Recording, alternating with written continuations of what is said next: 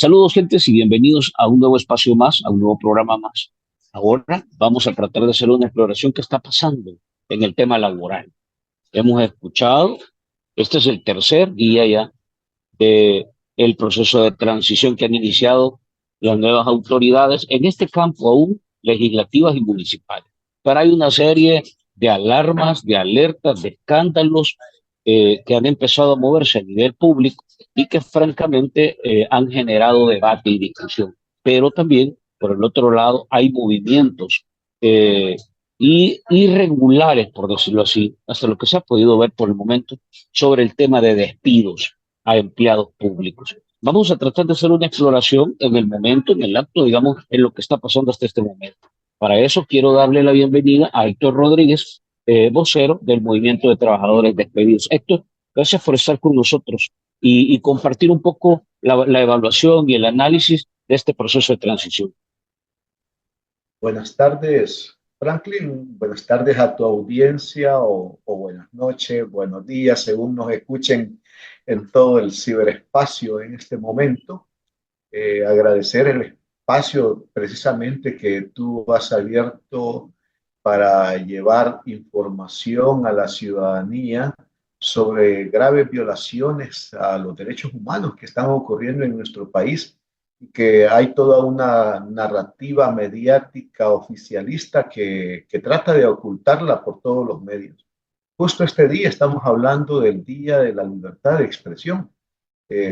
Felicitarte a ti por este espacio que es una oportunidad, una ventana de conectarnos con la población en el mundo para poder informarles del otro lado, de los que estamos, los descalzos, los de a pie, los pobres, eh, cómo estamos viviendo la vida de una manera más difícil de este otro lado del mundo que no es el lado de las luces LED, ¿verdad? Entonces, gracias por tu espacio y felicitaciones por esta oportunidad. Héctor, vamos al tema. Hoy básicamente es el tercer día desde que inicia el proceso de transición. Y quizás empecemos por el tema que ha generado más alarma y más escándalo. Eh, el primer día, la primera sesión de trabajo instalándose los consejos municipales y decenas de alcaldes han empezado ya a subirse los salarios, a subirse los gastos de representación y no en proporciones pequeñas, sino en proporciones absolutamente irresponsables. Y lo más dramático es que en muchos de estos casos, municipios extremadamente pobres. ¿Cómo has estado viendo esto? ¿Cuál es la lectura que tienes? Y si hay alguna reacción que como movimiento ustedes estén valorando. Eh, es contradictorio, llevamos ya 3 años de no incremento al salario mínimo en el país. Nuestro movimiento junto a un grupo de sindicatos, principalmente del sector maquila, traemos ya cerca de un año demandando la instalación del Consejo del Salario Mínimo. Hemos contado con un estudio importante que realizó el Centro para la Defensa del Consumidor. Eh, este espacio nos dice cómo está la situación del salario en este momento en el país. Es decir, que tenemos un incremento de la canasta básica exorbitante, que el salario no alcanza para cubrir las necesidades básicas de un hogar. Por eso, por ejemplo, en el estudio que hace el CDC, nos dice que el costo de la canasta básica en el sector de la ciudad se ha incrementado en un 40.5% respecto al salario de comercio, que son $364. Que quede grabado esto, ¿no? $364 para después compararlo con las dietas de algunos de los alcaldes. Pero en el caso del campo es todavía más dramático. Estamos hablando de cerca del 60% del incremento del costo de la canasta básica respecto al salario agropecuario que anda por los $224. $224 gana un campesino jornalero en este país. $224. ¿Cuánto es lo que se ha receptado este señor alcalde de lo que hoy llaman San Salvador Centro solo en gastos de representación? $2.000. ¿Cuántos salarios mínimos caben en esa gran cantidad de dinero?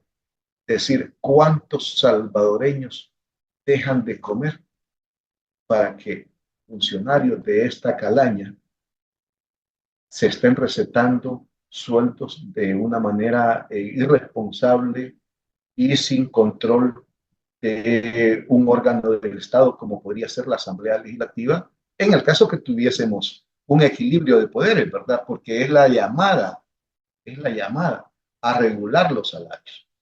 Por eso es que nosotros entonces estamos en una primera batalla demandando que se instale el Consejo del Salario Mínimo y que se haga un incremento de acuerdo a los estudios que nos ha compartido el CDC del 25% de este salario mínimo. Con esto estaríamos beneficiando que a unas 160,000 familias en diferentes campos de la ciudad, del campo, perdón, la ciudad, eh, estaríamos mitigando la crisis que hoy por hoy muchos hogares están sufriendo, que no alcanzan ni a cubrir las necesidades básicas. Muchos hogares nos dicen que no hay ni siquiera $1 para cubrir las necesidades del hogar. Por ahora hemos visto alarmantemente, y como tú decías, el caso, por ejemplo, de una de las regiones que está, digamos, con mucha pobreza, como es el departamento de Morazán. El alcalde de esa región se recetó, ¿cuánto? $7,800 de salario. Es decir, o sea, Impresionante. debería de preocuparnos a la ciudadanía porque ellos se costean sus sueldos a partir de nuestros impuestos, de todo el IVA que pagamos como ciudadanos y ciudadanas. Entonces, hoy por hoy tenemos en las redes sociales varios anuncios de alcaldes que se han presentado esas cantidades de exorbitantes de salarios, como también el de tu departamento, la Libertad Costa. La Sí, Libertad más de 7.000 Costa, dólares. exactamente, una cantidad exagerada de dinero. Es decir, debería, en todo caso, la Asamblea Legislativa hacer una regulación de cuál es el salario máximo que podrían ganar los funcionarios. Porque hoy por hoy, creería yo que para congraciarse, resulta que hasta síndicos se ha visto en las noticias que hay síndicos que llegan a ganar $4,000 a Sí. regidores que les han ofrecido para callarlos, me imagino también, ¿verdad? O para tenerlos de su lado frente a todas las arbitrariedades que vienen por delante. Hay dietas equivalentes a los $2,000. Es decir, 2.000, 3.000 dólares. Bueno, en la Unión, municipios de la Unión que son pobres, están hablando de darse 3.000 dólares a concejales suplentes. digo, es una ironía, ¿no? Sí, Ujú. y yo lo que le diría al ciudadano, a la ciudadana común y corriente, que comparen esas dietas, esos gastos de representación con lo que gana un obrero en este país, con lo que gana una campesina en este país. Ganar $364 en la ciudad o 224 en el campo, que son los salarios oficiales, que ya llevamos 3 años sin que haya un ajuste, debería, en primer lugar, indignarnos porque si se llaman funcionarios o servidores públicos, la función hay que interpretarla correctamente.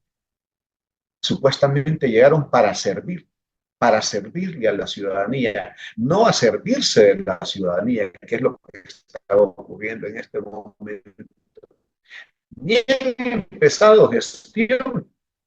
Es decir, el primero fue un día de toma de posesión. Resulta que con un día de gestión nos vamos despertando con sorpresas graves, grandes, que están ocurriendo. Nosotros ya como movimiento señalábamos algunas. Franklin, por ejemplo, lo que veíamos venir, los despidos, pues ya están ocurriendo. Antes Hay de entrar, varias figuras. antes de entrar a los despidos, Héctor, quiero A hacerte un ver, par de consultas sobre esto, mire. Es que venimos de una etapa dramática en materia de retrocesos de los derechos laborales y sobre todo este tema de la condición del trabajador. Y te voy a poner casos muy concretos por los que ustedes han estado peleando. Y hace 2 días tuvimos el 1 de mayo, el Día de la Clase Trabajadora. ¿Qué es lo que ha pasado? Sindicalistas presos en este país por haber exigido que les pagaran el salario. Alcaldías que retrasaron meses enteros para poder pagar prestaciones. Y hay algunas que retiraron los bonos, que retiraron otros beneficios por los cuales trabajadores habían luchado durante tanto tiempo y los retiraron porque dijeron que no había dinero. eh, Alcaldías que se endeudaron con montos millonarios. Y te pongo el caso, solo San Salvador cerró el ciclo y esta gestión ha entrado con una deuda superior a los 160 millones. Santa Tecla cerró el periodo con una deuda de casi 54 millones. Pero vienen los alcaldes y como que si aquí el dinero les cae del cielo o lo encuentran en cajas o a saber de dónde se mueve, lo primero que hacen es recetarse sendos aumentos para ellos, para sus grupos políticos. Pero en este ciclo, Héctor, hasta un sindicalista falleció en centros penales por exigir que le pagaran el salario. Entonces, ¿cómo ves esta realidad tan chocante? Eh, qué tipo de políticos tenemos ahora. ciertamente el 1 de mayo es un parteaguas, ¿verdad? Un parteaguas en el que cierran un ciclo, una asamblea legislativa y 262 municipalidades. Ya el 1 de junio tendremos otro parteaguas, ¿verdad? Pero en el caso de trabajadores y trabajadoras, pues con esta administración que ha cerrado este ciclo, en caso del gobierno, 5 años, asamblea y alcaldías, 3 años de gestión, hemos registrado, como tú decías, más de 20.000 despidos ilegales, arbitrarios, que ocurrieron en estas administraciones. Particularmente en el caso de las alcaldías, tenemos un registro de 4.444 despidos que ocurrieron en 25 alcaldías gobernados por Nuevas Ideas. ¿Por qué estoy mencionando esto de los despidos? Porque resulta que, si bien es cierto, ahora desaparecen esas municipalidades como tales, pero ahí ocurrió un delito y que este no prescribe y que por tanto debe dejarse constancia. Este es un medio que nos deja un registro para que posteriormente podamos, cuando recuperemos la democracia en nuestro país, podamos hacer justicia contra todos estos malos funcionarios que están cerrando un ciclo en la gestión pública. Ese es uno de los elementos. Tenemos, y por lo que tú decías, 60 alcaldes, alcaldesas de Nuevas Ideas que se vieron implicados en la retención de salarios durante estos 3 años. Eso se llaman actos arbitrarios. Es decir, hay un incumplimiento de deberes. Esos dos delitos de oficio debería estarlos investigando la Fiscalía General de la República. Nosotros hacemos el llamado a que se hagan estas investigaciones para estos 60 alcaldes que se vieron implicados durante estos 3 años a retener de manera indebida, caprichosa, salarios y otras prestaciones para los trabajadores y trabajadoras municipales. Pero también estamos pidiendo que la Corte de Cuentas realice las auditorías como corresponde. O sea, nosotros no vamos a separar el dedo del renglón señalando el rol que deben cumplir las instituciones públicas. En este caso, dos instituciones como son la Fiscalía General de la República, la Corte de Cuentas de la República, deben investigar de oficio qué es lo que ha ocurrido. Y así como tú señalas casos posibles ilícitos, pues miremos también ahí nomás en el caso de San Miguelito. ¿Cuántos años llevamos ya sin el mercado municipal de San Miguelito? Con las vendedoras todavía en la calle expuestas a unas situaciones, digamos, infrahumanas para poderse ganar el sustento diario. Y todavía no tenemos mercado municipal. ¿Dónde está el dinero? Yo siempre he dicho, la DOM es un brazo político diseñado para tapar una serie de corrupción de este gobierno. Y al igual que lo que está ocurriendo con los alcaldes, regidores, síndicos de nuevas ideas en este momento que se recetan grandes salarios, yo le llamaría a la ciudadanía también que vaya y revise los salarios de los empleados de la DOM. Los salarios son realmente exorbitantes para un organismo que hasta ahora no tiene una obra que pueda mostrarle al país y al mundo que ellos hayan terminado con éxito. Hay un dato que aparece, Héctor, y con esto cierro la etapa esta de los salarios, pero tiene que ver también con la Asamblea Legislativa. Aparece una publicación de el primo de Nayib Bukele y coordinador de Nuevas Ideas, presidente de Nuevas Ideas. Pero ahora sale y dice, los alcaldes que sean incrementados el salario van a ser expulsados del partido. Pero ¿dónde quedan los diputados? Que hace un par de meses se recetaron un incremento de $1 millón, tomando en cuenta que ya estaba claro que la Asamblea iba a reducir de 84 a 60 diputados. ¿Por qué ahí no hay ningún señalamiento? Donde están en realidad toda una plataforma de manejo de recursos públicos que en teoría se han estado moviendo sobre la base de privilegios, pero que están bajo la normativa esta de reserva de información. Entonces, ¿cuál sería el llamado también de cara a los diputados? Porque ahí muy poco conocemos y se ha venido hablando de familiares, de salarios, de sobresueldos y de otro tipo de recursos que no se conoce a ciencia cierta cómo se manejan los recursos. Mira, Franklin, bueno, lastimosamente en este país el tema de la transparencia y la rendición de cuentas ya es una situación que no se puede pelear mucho, ¿no? Sin embargo, todos los funcionarios, servidores públicos, están obligados a rendir cuentas de los bienes que ocupan del pueblo. Debemos, en la medida de lo posible, con los espacios que nos queden, ya sea dentro del país o desde fuera, seguir denunciando las arbitrariedades en el manejo de los recursos públicos. No es trascendente que se diga que tú vas a ser expulsado de un partido X porque te has aumentado un sueldo. Es decir, al final te quedas con el sueldo. Y tú puedes decir, bueno, mejor no tengo que darles cuenta. Es decir, no es esa parte la que corresponde. Eso es un desconocimiento o querer tapar y engañar al pueblo, que eso es grave lo que le puede ocurrir a un alcalde, que lo van a expulsar de ese partido corrupto. No. Aquí lo que debe ocurrir es que la Asamblea Legislativa legisle sobre el salario que deben ganar los funcionarios públicos.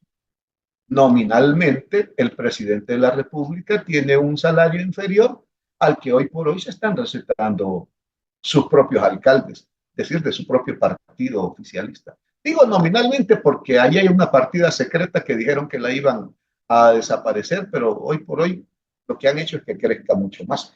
Entonces, también resulta que la Asamblea Legislativa, hoy que reduce en diputados, me imagino que también tendrá una reducción de empleados en asesores, porque hay una reducción significativa. Lo que hizo fue incrementar su presupuesto para salarios, ¿no? Entonces, es contradictorio y ellos no han sabido explicarlo. Es decir, no tienen ni la solvencia para transparentar cómo están manejando los fondos públicos en la Asamblea Legislativa. Entonces, tenemos una situación crítica de país. Creo que debemos seguirla denunciando ante la comunidad internacional y demandar, en el caso de El Salvador, a la Corte de Cuentas a que hagan una investigación sobre el uso, el manejo de esos recursos. Ya no Listo. tenemos un instituto de acceso a la información que pida cuentas, pero por lo menos a la Corte de Cuentas podemos seguirle demandando que haga las auditorías de esos fondos que están mal administrando estos funcionarios públicos. Bueno, ahí nos quedamos también a medias porque francamente hay muy poca independencia institucional ya. Hay un deterioro institucional muy fuerte y aunque la Corte de Cuentas tiene una gran cantidad de competencias, en la práctica prácticamente está desaparecida. Yo creo que la mayoría de instituciones dependen de las instrucciones que mandan de Casa Presidencial. Pero bueno, esto es parte de la evaluación. Y en función similar, la Asamblea Legislativa, aunque sea una asamblea nueva, creo que es una asamblea genuflexa, que muy poca independencia tiene. Vamos al tema de los trabajadores, vamos al tema de los despedidos. ¿Cuál es el balance que tienes hasta este momento? Como decía, cerramos el ciclo en el caso de las alcaldías con 4.500 despidos, pero ya el día de ayer y ahora han operado una serie de despidos con los nuevos consejos municipales. El caso más grave fue en el Ayutuxtepeque, en lo que ahora se llama el municipio de San Salvador Centro. El distrito de Ayutuxtepeque, el día de ayer 150 trabajadoras y trabajadores fueron despedidos, fueron notificados que estaban despedidos sin seguir un debido proceso, sin hacerlo a través de las comisiones del servicio civil, sin ver la posibilidad de reubicar a trabajadoras y trabajadores, sino que han hecho un despido así enorme en el caso de la alcaldía de Ayutuxtepec. En el distrito ahora de Ayutuxtepec, me disculpo porque estos cambios también son, digamos, recientes y que atentan contra la identidad de nuestros pueblos.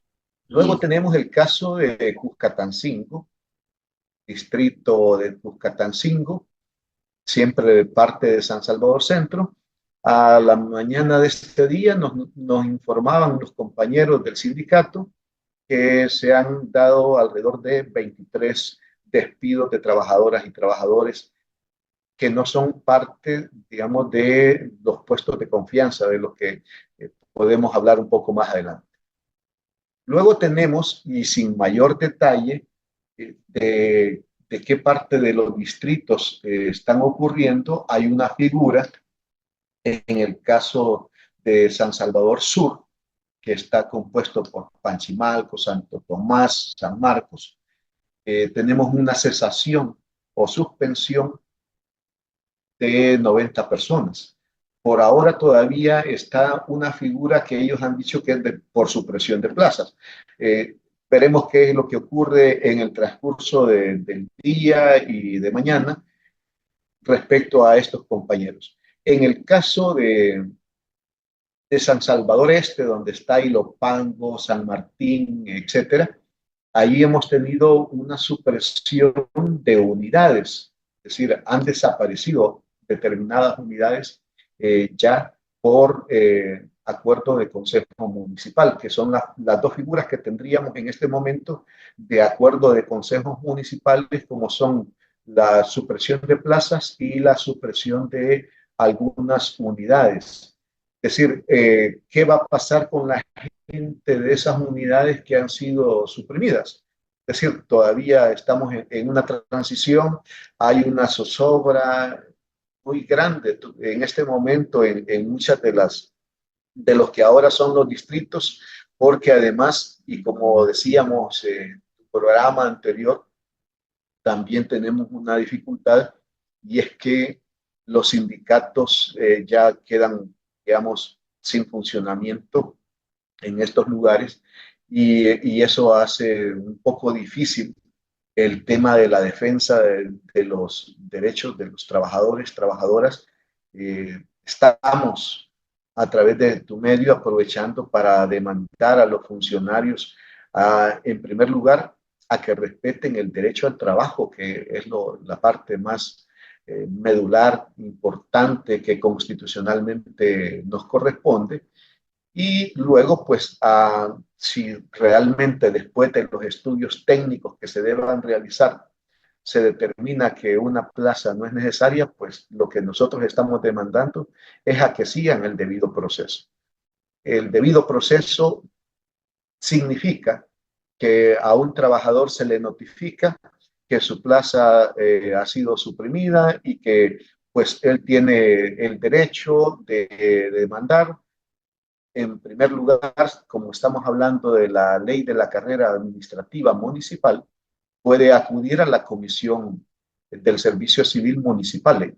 Eso es el deber ser, ¿verdad? Entonces, nuestro primer llamado es a las comisiones, que en estas tenemos una representación del sector de los trabajadores. Entonces, pedirles a las comisiones que revisen estos casos de despidos que van de los cuales van a tener conocimiento, que los revisen con objetividad, con prontitud, es decir, que administren también una justicia para los compañeros y compañeras apegado a la ley. No estamos demandando ningún favoritismo, lo que estamos demandando es que se apeguen al rol que les compete como tales.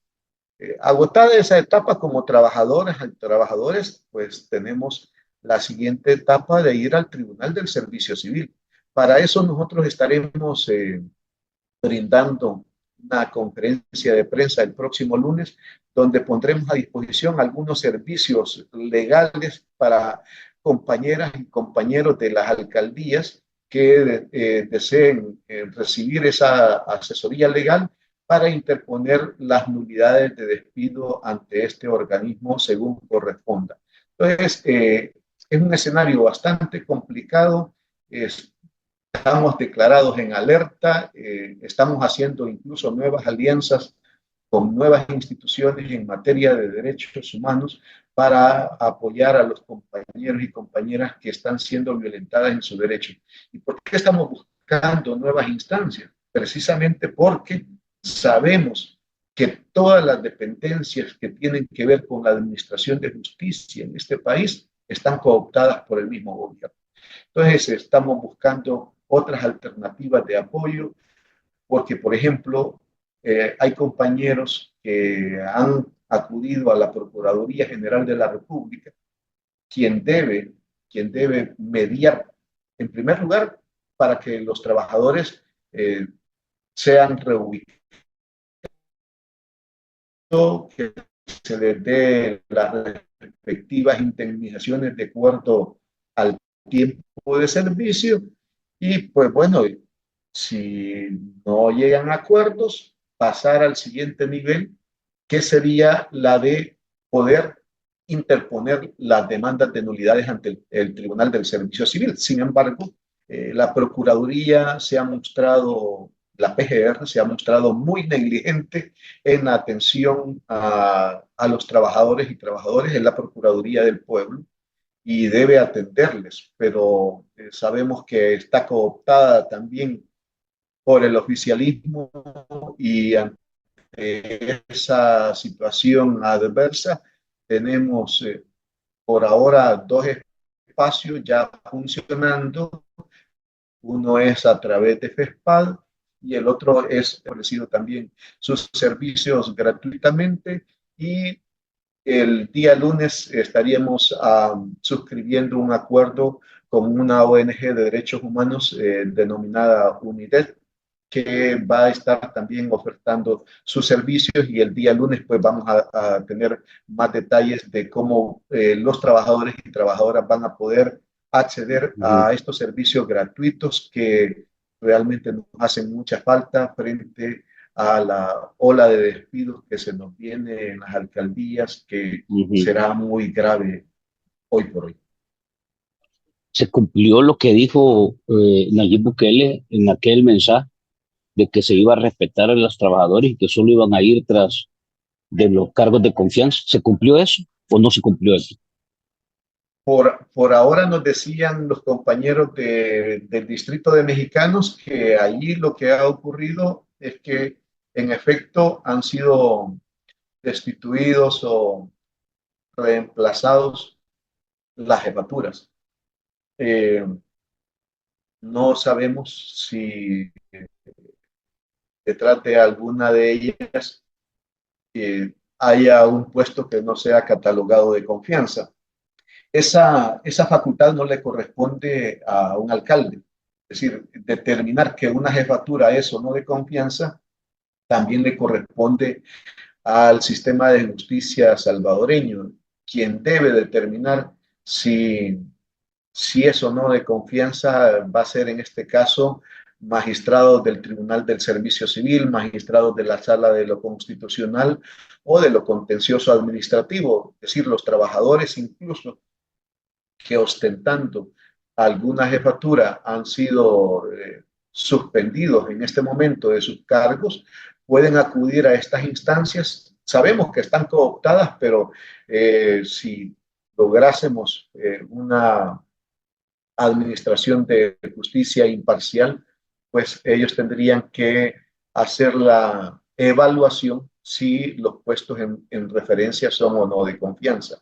Eso es lo primero, que hay una subjetividad que no compete a ninguno de los 44 nuevos alcaldes decidir cuáles son o no puestos de confianza, sino que en última instancia es el administrador de justicia quien debe de decidir si es o no un puesto de confianza, y para eso tenemos mucha jurisprudencia en este país. Entonces, ese es uno de los elementos, que no es solamente el hecho de que solo esos puestos se van a remover, sino más bien es que si en realidad son las personas que se quitan puestos no de confianza. Ese es un elemento importante.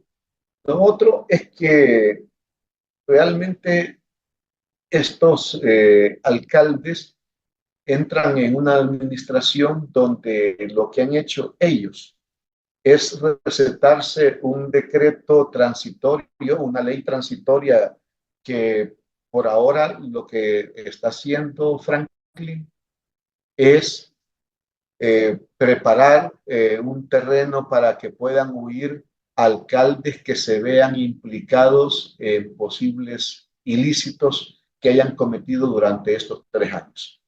Ellos se han recetado una ley transitoria que va con una durabilidad de 2 años. En esos 2 años, muchos de aquellos alcaldes, y así como tú señalabas un caso de Santa Tecla, puede haber muchos más, el caso de San Miguelito que te hacía referencia, o muchos otros, en donde haya, digamos, el posible cometimiento de un delito de corrupción, y lo que hizo la Asamblea Legislativa saliente precisamente fue decretar una ley transitoria por 2 años para que puedan arreglar posiblemente todos esos chanchullos que han dejado de manera inconclusa, y para proteger a sus alcaldes y alcaldesas que hicieron una deplorable gestión durante estos 3 años. Esa es la parte complicada que tenemos hoy por hoy también. Entonces, si tuviésemos una corte de cuentas objetiva, dependiente, pero que por ahora más bien es una institución de pasarela, ¿no? Eh, Estaría de oficio investigando, haciendo las auditorías forenses de todas las cuentas de las 262 municipalidades. Mientras no haya una entrega de un finiquito a las alcaldesas y alcaldes salientes, pues también la Fiscalía General de la República debería ponerles una restricción de salida del país para que puedan en su momento de cualquier hallazgo eh, estar presentes para dar cuentas de cualquier ilícito que hayan cometido durante estos 3 años. Y que como yo he señalado y sigo insistiendo, al menos 60 alcaldes de Nuevas Ideas están implicados en posibles cometimientos de delitos, de incumplimiento de deberes, por haber retenido inadecuadamente los salarios de trabajadores y trabajadoras, igual que otras prestaciones, igual por los despidos arbitrarios que han realizado en más de 25 alcaldías. Entonces, esta ley transitoria lo que está haciendo es proteger a estos funcionarios salientes, no está protegiendo a los trabajadores. No hay dentro del cuerpo normativo, de los dos cuerpos normativos que se han creado para la constitución de los nuevos 44 municipios, nada que favorezca a los trabajadores y trabajadoras. Es decir, no hay ningún articulado que haga referencia, por ejemplo, al derecho de la libre organización y sindicalización de los trabajadores y trabajadoras. Eso quedó, digamos, en letra muerta ya. No hay una garantía del derecho a la estabilidad laboral o que se le respete la antigüedad a los trabajadores. Por ahora, esos tres elementos van a estar siendo vulnerados por los nuevos alcaldes y alcaldesas de estos 44 municipios que están en su mayoría gobernados por el partido oficialista Nuevas Ideas. Héctor, para ir buscando ya digamos, una reflexión de cierre, un poco del momento, digamos, que estamos pasando, de la coyuntura, porque como tú decías, el 1 de junio prácticamente inicia ya la instalación del gobierno en esta etapa, digamos, de reelección con todas las calificaciones que tiene. Lo primero que te quiero preguntar ya en función de ser, ¿tú consideras que este gobierno, tal como lo planteó Nayib Bukele, está combatiendo la corrupción? ¿Hay un combate real al tema de la corrupción? ¿O crees que se queda debiendo, digamos, se queda en deuda con ese ofrecimiento? Bueno, si fuera el caso, ¿dónde estaría en este momento Carolina Resinos o el ex ministro de Agricultura, Ángel? Por ejemplo? Es decir, aquí hay una persecución selectiva. Las guerras de Nayib son guerras selectivas, ¿no? Es decir, por ejemplo, dijo que perseguía a las pandillas, guerra contra las pandillas. Sí, pero en esa guerra contra las pandillas se llevó de encuentro a mucha gente inocente y dejó en libertad, bueno, y les dio servicio de Uber hasta Guatemala y México a los grandes líderes de esas pandillas. Es decir, curiosamente deberían estar presos y de repente nos damos cuenta que han sido capturados en Guatemala, en México o en el mismo Estados Unidos. Eso fue con la guerra contra las pandillas, una guerra que para eso instauró por 2 años, que ya lleva más de 2 años, el régimen de excepción, que ha sido para criminalizar a defensoras y defensores de derechos humanos en este país. Hay registros que dan cuenta que tenemos más de 40 personas defensoras y defensores de derechos humanos encarcelados. Tú hacías referencia, por ejemplo, al caso del compañero José Leonidas Bonilla. sindicalista de la alcaldía de Mexicanos, quien falleció en poder del Estado y por tanto ha sido catalogado como un crimen de lesa humanidad y que está por ahora siguiendo los trámites, el curso de los trámites para llevarlo ante la justicia penal internacional. Pero también en ese régimen de excepción, pues todavía tenemos en el caso de trabajadoras y trabajadores, 3 compañeros que siguen guardando prisión, siguen en las cárceles, para quienes como movimiento de trabajadoras y trabajadores despedidos seguimos demandando su inmediata libertad porque su único delito ha sido defender los derechos de la clase trabajadora.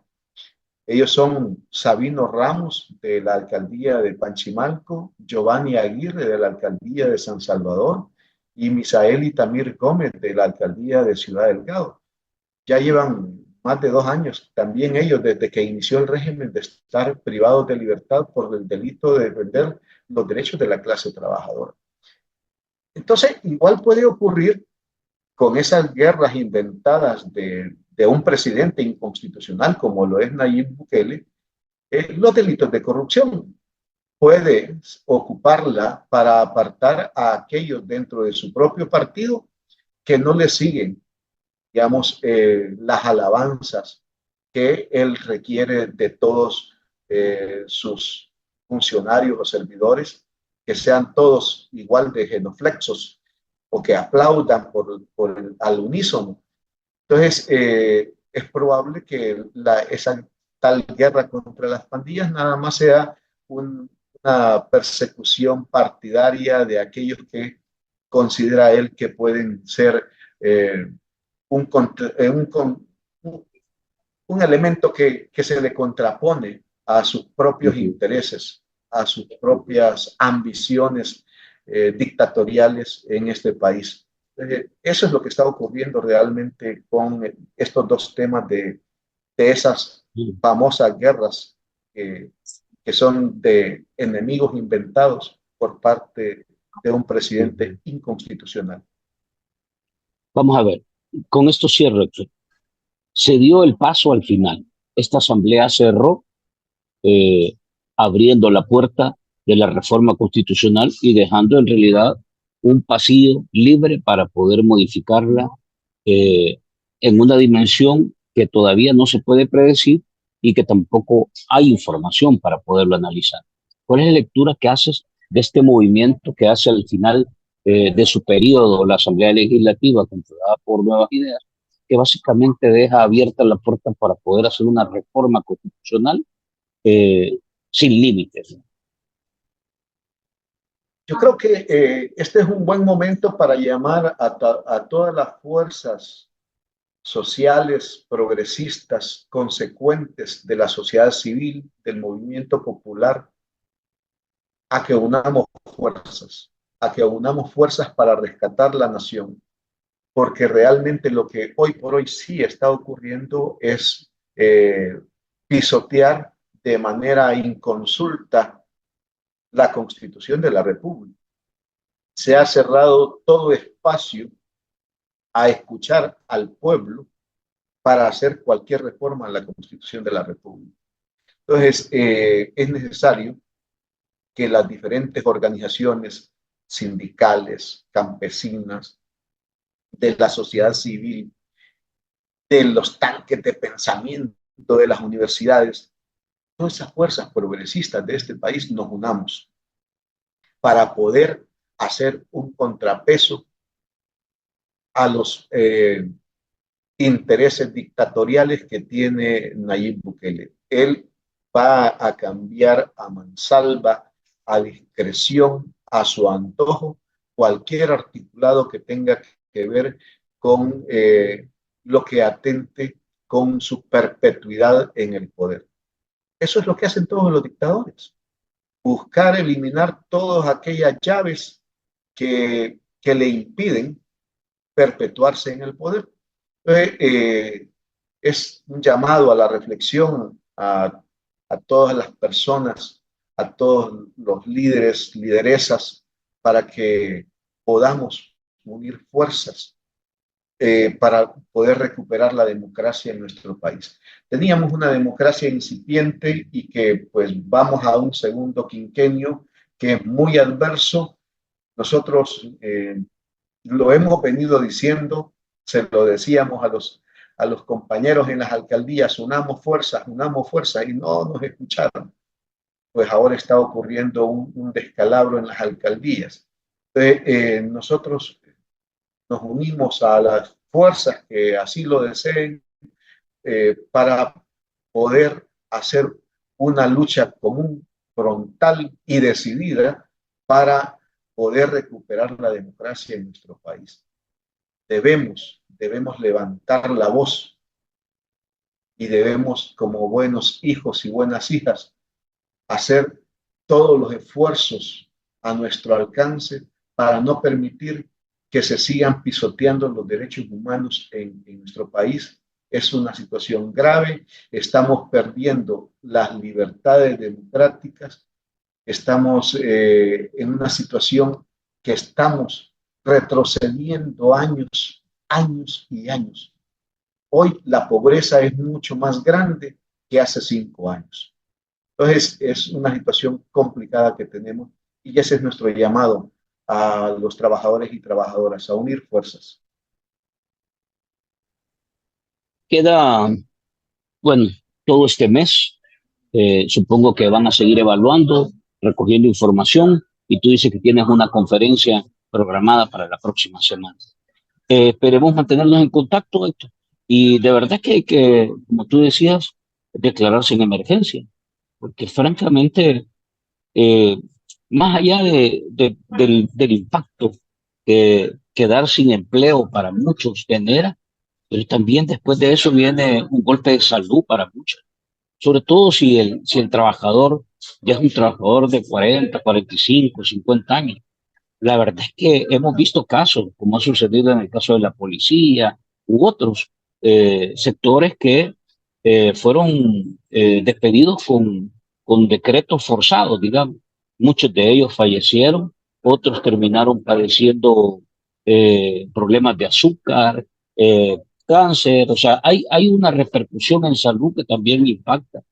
Y francamente yo creo que también vamos a tener, a ver señales un poco de eso también. Así que yo creo que el trabajo que hay que hacer en esa dirección del tema del trabajador es enorme ahora, enorme.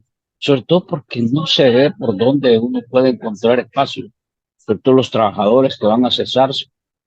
Es difícil encontrar, digamos, espacio porque las instituciones están cada vez con menos posibilidad y flexibilidad de actuar como debería ser según la ley. Así que yo creo que hay que quedar activos y en condición de emergencia, como tú lo llamas. Correcto. Te agradezco el espacio y ciertamente un llamado a los trabajadores, ¿verdad? No desfallecer, que tenemos que seguir luchando por la defensa del derecho al trabajo y al debido proceso. El próximo lunes a las 9 de la mañana estaremos ahí por CRIPTES dando la conferencia de prensa y anunciando también pues nuevos espacios. Esperamos también, Franklin, más adelante hablar un poco Ujú. del tema de la atención psicológica a los compañeros y compañeras, Correcto. porque también ciertamente, y como tú señalas, es un drama muy duro.